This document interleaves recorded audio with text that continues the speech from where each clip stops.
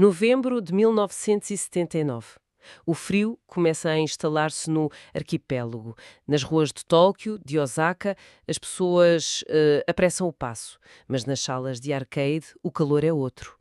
Sim, é o calor do brilho dos neons, não é? Dos ecrãs a piscar, das multidões ali à volta das máquinas.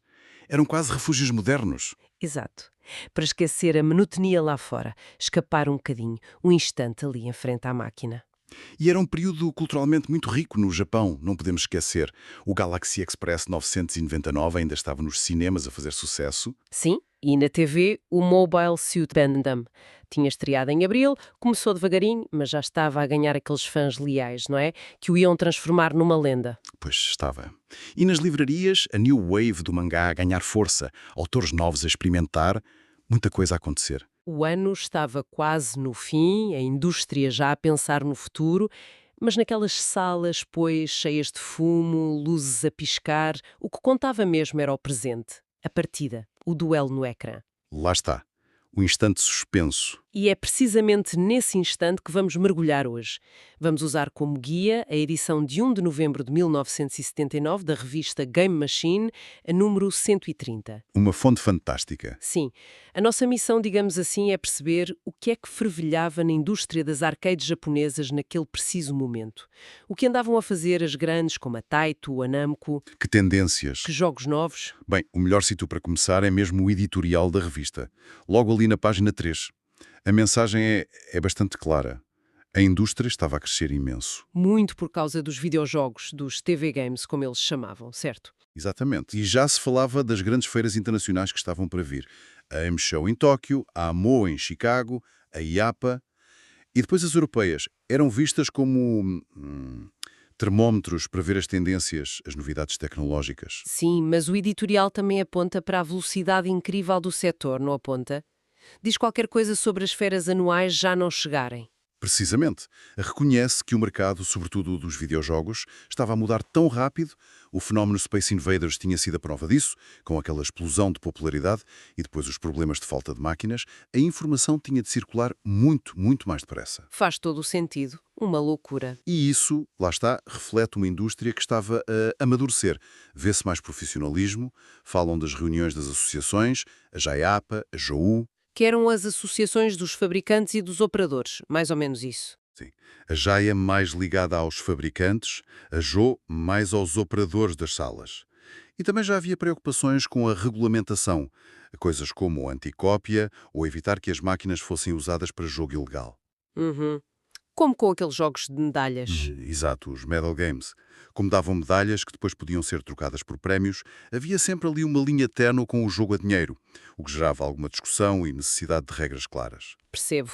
E essa maturidade via-se também na forma como olhavam para fora, não é? Mencionam os visitantes estrangeiros esperados na AMSHO em Tóquio. Sim, o próprio título do editorial é Rumo aos ricos anos 80. Havia um grande otimismo, uma sensação de que o melhor ainda estava para vir. Estavam a preparar-se para uma década dourada. E a planta da feira, AMSHO, que a revista mostra, uau, tantos nomes. Pois é, páginas 4 e 5. Estão lá os gigantes, Taito, Namco, Sega, Nintendo, mas depois dezenas e dezenas de outras empresas. Fabricantes mais pequenos, distribuidores, quem fazia os componentes, os móveis das máquinas. Era um ecossistema mesmo vibrante. E para termos ideia da dimensão disto, na rua, a revista não dá números totais, mas outras fontes da altura, tipo dados da polícia de julho de 79, falavam em milhares de centros de jogos. E só em Tóquio, Osaka, Aichi, dezenas de milhares de máquinas de videojogos. Era mesmo um boom. Um cenário impressionante. Então, com isto em mente, vamos lá espreitar o que as grandes estavam a fazer, segundo esta Game Machine. Comecemos pela Taito, que, claro, ainda estava a colher os frutos do Space Invaders. A publicidade deles na página 2 é óbvia. Sim, o Space Invaders Part 2, mas já com uma novidade importante. A versão a cores, vertical, modelo CL de Color, e mencionam uma coisa curiosa, som de alarme inserido. O que seria? Olha, é muito provável que fosse uma medida anti-roubo, com as máquinas a valerem tanto e a serem tão procuradas. A segurança era um tema. Pois, faz sentido. Mas a Taito não estava só a viver do Invaders, pois não? Não, não. Estavam também a lançar um jogo novo, o Space Chaser, E aqui há um pormenor interessante que o anúncio destaca. As iniciais? A possibilidade de pôr as iniciais dos iScores. Exatamente. Hoje parece banal, mas na altura foi uma grande novidade. Aumentava a pica, a competição entre os jogadores. Foi dos primeiros a popularizar isso. Que giro! E mostrava que estavam a investir, a olhar para a frente. Até inaugurar um prédio novo em Osaka, não foi? Um edifício moderno, 5 andares, para escritórios e desenvolvimento. Notícia na página 6. E deram uma grande festa de inauguração em outubro, com a malta toda da indústria. Estavam em alta, claramente. Sem dúvida. Ora bem, se a Taito estava em alta, havia outra empresa a querer o mesmo lugar. A Namco. Como é que eles estavam a responder? A resposta da Namco parece estar bem clara na página 19. Publicidade quase toda dedicada a um jogo. Galaxian. Altamente viciante, dizem eles. Foi a grande aposta, não foi? Mas o que é que o tornava tão especial? Era só mais um jogo tipo Invaders? Não, não era só mais um. O Galaxian foi um salto técnico considerável. Primeiro, gráficos totalmente aquosos, com uma paleta RGB mesmo vibrante. Mais polido que o Invaders pactua cores. E mais importante, a jogabilidade era diferente. Aqueles inimigos que mergulhavam. Exato. Não ficavam só a andar de um lado para o outro. Atacavam a informação, mas depois saíam dela e vinham diretos à nave do jogador, em padrões muito mais dinâmicos, mais desafiantes. E tinha aquele fundo com estrelas a mexer, dava uma sensação de profundidade. Uhum.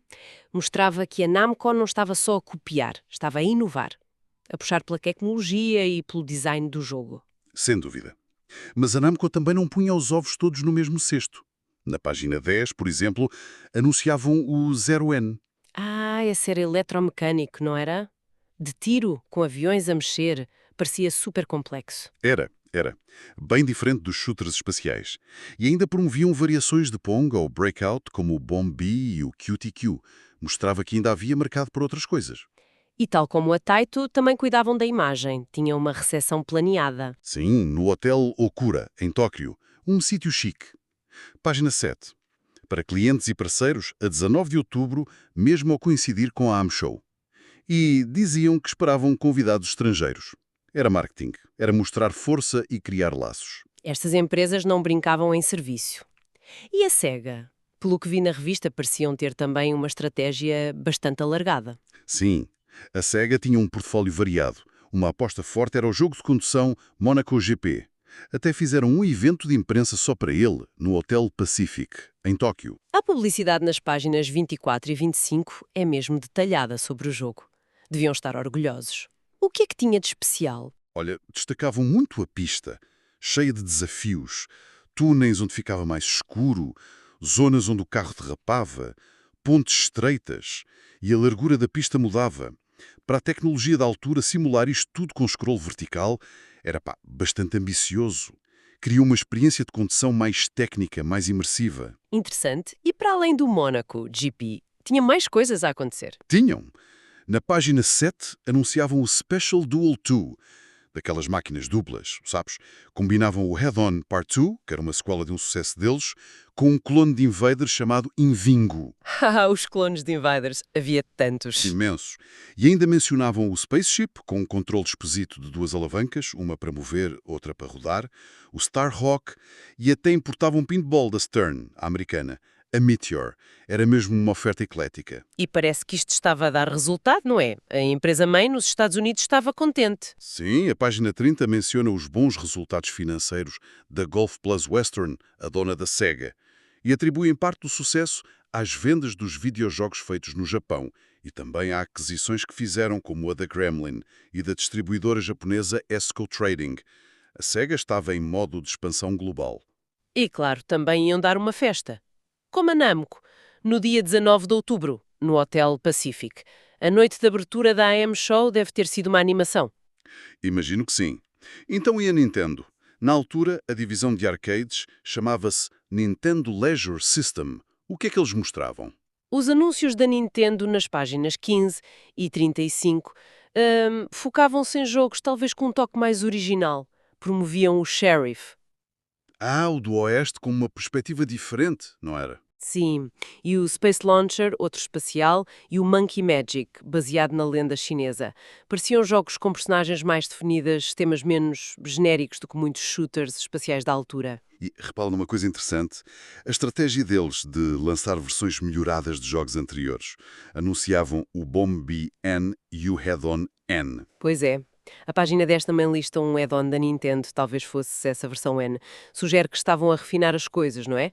Talvez com base no feedback ou para competir melhor. Provavelmente. A página 15 também fala do SF Splitter e do Laser Clay Twin, que devia ser um jogo de tiro ao alvo. Comparando com a Taito e a Namco, super focadas nos seus grandes hits espaciais, e a Sega com aquela variedade toda, qual era a posição da Nintendo aqui? Olha, parece que estavam a construir o seu próprio caminho, talvez menos agarrados à fórmula Invaders, a explorar conceitos diferentes, mais baseados em personagens. Ainda não tinham tido grande sucesso mundial nas arcades como o Invaders ou Galaxian, mas estavam claramente a desenvolver as suas capacidades, a preparar o terreno para os anos 80, não é? Exato. Estavam a plantar sementes. Mas estas quatro grandes, Taito, Namco, Sega, Nintendo, são só uma parte da história, certo? A revista mostra que havia muito mais gente neste mercado. Ui, sem dúvida. É só folhear os anúncios e as listas de quem ia estar na M-Show, ali entre as páginas 9 e 18. É um mundo. A Data East, por exemplo, promovia o Nice On na página 22. Parece que era de paraquedismo. Bem original. Sim, a IREM, na página 9, anunciava a sua versão do Head-On, jogos de blocos, jogos espaciais. A Universal, página 27, tinha o seu clone de Galaxian, o Galaxian Wars. A Nishibutsu, página 6, tinha uma máquina 2 em 1, Rolling Crush, e aquela atração infantil do Galaxy Express 999. Devia ser um sucesso com a miudagem. Certamente, e a Shinihon Kikaku, que depois viria a ser a SNK, página 43, promoviam o Yosaku, um jogo sobre um lenhador, a cortar árvores, a desviar-se de coisas, bem diferente. E tantas outras. A Esco Trading, que importava imenso.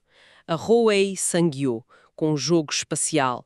A Sigma, muito focada nas slots e jogos de medalhas. Era um mercado cheio de vida e de empresas a tentar a sua sorte. Ok, então, com toda esta informação, que tendências gerais conseguimos tirar sobre as arcades japonesas no final de 1979, a partir desta revista? Bem, acho que podemos identificar várias coisas importantes. Primeiro, e óbvio, os videojogos eram reis. Mandavam no mercado. Havia muitas sequelas ou variações do tema Space Invaders, como vimos. Galaxian, Astro Fighter da Data East, página 45, Space Chaser da Taito. Mas já havia diversificação, não é? Não era só matar marcianos. Exato. Vimos o Monaco GP de condução, shooters com outras mecânicas ou temas como o Zero-In, embora eletromecânico, e conceitos mesmo únicos como o Nice-On dos paraquedas ou o Yasaku do linhador. Estava a abrir-se o leque. É a tecnologia também. A cor estava a chegar em força, era quase um novo padrão para os jogos de vídeo. O Invaders Part 2, CL, Galaxian e aquela coisa das iniciais nos scores que a Taito fez no Space Chaser parecia ser uma tendência a pegar. Sem dúvida. Segundo ponto, os jogos eletromecânicos, os EM, ainda tinham o seu espaço. O Zero-In da Namco é prova disso. E ainda se viam anúncios de galerias tiro, coisas mais tradicionais. O vídeo dominava, mas não matou tudo o resto de um dia para o outro. Certo. Terceiro ponto, os jogos de medalhas e as slots. Aparecem bastante nos anúncios e na lista da feira. A Osaka Pacific, a Sigma, a importar da Circoma, da Crompton. Sim, era um segmento ativo, mas como já falámos, sempre com aquela nuvem da regulamentação por perto, por causa do potencial uso para jogo ilegal. Quarto ponto, as atrações para crianças, os Kiddie Rides. Fiquei surpreendida com a quantidade. O do Galaxy Express, os da Kato Kinzoku, com som e música, e até davam preços, 600 a 700 mil ienes. Não era barato. Pois não, o London Buzz da Hope era um mercado mesmo ativo. Quinto ponto, as importações. Também tinham o seu peso. A Sega trazia pinball da Stern, a Sigma trazia slots. A Esco Trading importava de tudo um pouco. Vídeo, pinball, até a Taito anunciava pinball da Bally.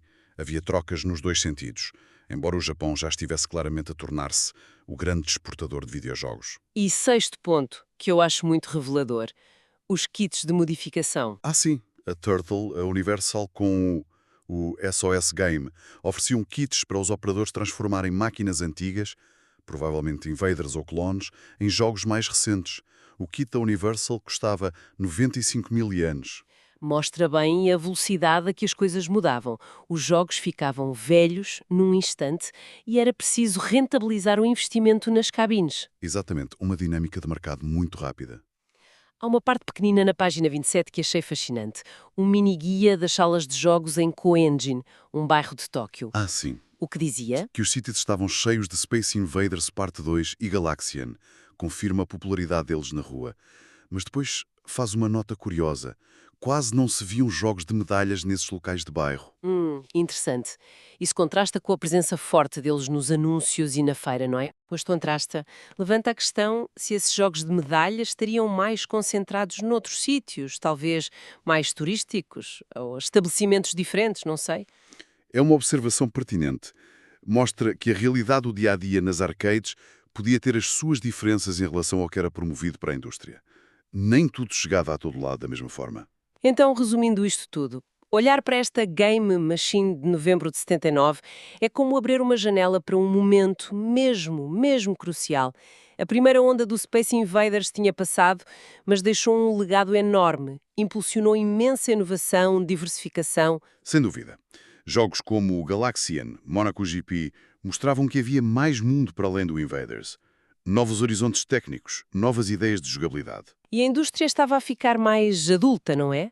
A organizar-se, a discutir regras, a olhar para fora. Exatamente. Estavam a construir as bases para a chamada Idade de Ouro das arcades dos anos 80. Estava tudo ali a acontecer.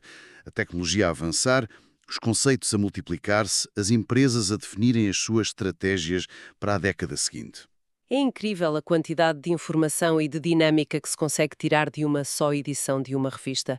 Captura mesmo o espírito da época. Isso talvez nos deixe aqui com uma reflexão final, não? Esta evolução super rápida que a revista mostra, neste retrato de novembro de 79, realça algo que vemos sempre na tecnologia e no entretenimento. Aquele ciclo constante de inovar, depois imitar e a busca incessante pelo próximo grande sucesso. Olhando para esta lista toda de jogos, de tecnologias, de estratégias, podemos perguntar-nos quais destas sementes plantadas no final de 79 é que foram realmente germinar e tornar-se nos jogos que definiram os anos 80? E quais é que, apesar de todo o barulho na altura, acabaram por ficar esquecidas? É uma forma interessante de pensar sobre como esta indústria é, ao mesmo tempo, tão efêmera e tão impactante.